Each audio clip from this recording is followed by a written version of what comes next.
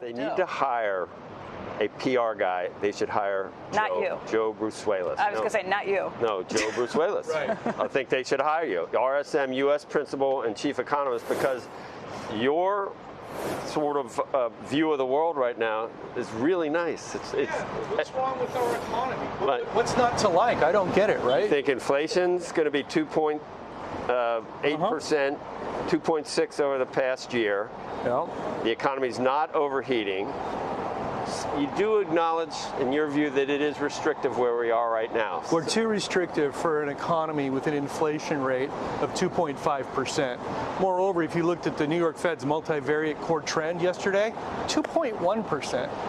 If you don't like what we do, there's an alternative metric where we measure the inflation like they do here in Europe. It's actually below 2%. It's time to cut rates. You agree with the Fed that the risk has at least evened out between inflation and the labor market. I'm not sure this, is it a cooling labor market? Because you point out later some arcane rule, the SOM rule, that it's not due to a rise in jobless claims, but to an increase in the labor force. So that doesn't sound like a slowing labor market. People are coming in to take advantage and capture those higher wages before they slow. So the labor force is actually acting rationally from my point of view. And I think if you're at the Fed and we talk to them, they're not really concerned about the recent uptick in unemployment. They think it's what's called a virtuous rise in unemployment. But you're going to see hiring cool just simply because firms have hoarded workers for the last couple of years. They just don't need to be hiring at 250, 300,000 a month. Now, when we get to Friday, we're going to get the July seasonals, right? This is going to be fun. How many people did we see hired in leisure and hospitality? That's probably going to cause an overshoot, but it's going to slow to around 100. It's going to be fun. Jobs number is going to be fun. It's always going to be fun didn't you write a book?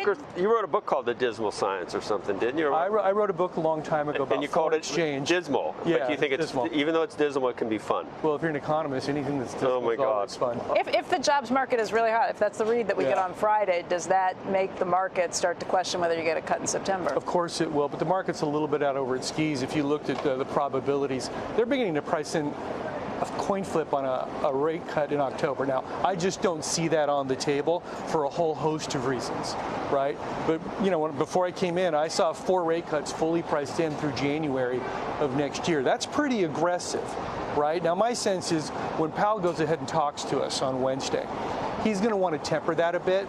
I think the Fed's going to cut twice this year, 225 basis point cuts, one in September, another in December, and then they ought to cut on a quarterly basis next year. They need to go slow to make sure we don't get a rebound in inflation. And of course, we're going to have some policy changes likely next year, regardless of who wins the White House. So the Fed's got to move cautiously. So this says November and December. You do think there will be a rate cut in September? Excuse me, September and December. I don't know who's wrong. I don't know whether you told people that or whether September.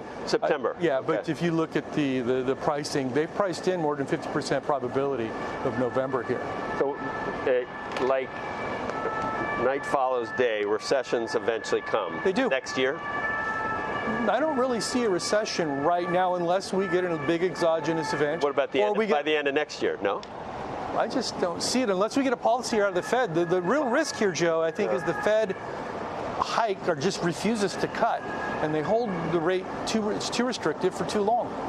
So that would be quite a while, and maybe the most anticipated recession ever, which never came. Well, I never was on that in that camp, right? We had the recession and the pandemic, so we're still early to mid-cycle as far as I'm concerned. That was the weirdest recession we've ever had. That's right. It was a V. It was a matter of months. V-shape if you're looking at equities. There's a little something in other markets, but why do you think they need to cut when the financial markets are so all right, so we simply have issues in commercial real estate. Okay. There's going to be $3 trillion in terms of what's called the maturity wall of corporate debt issuance that was the vintage 2020 and 2021.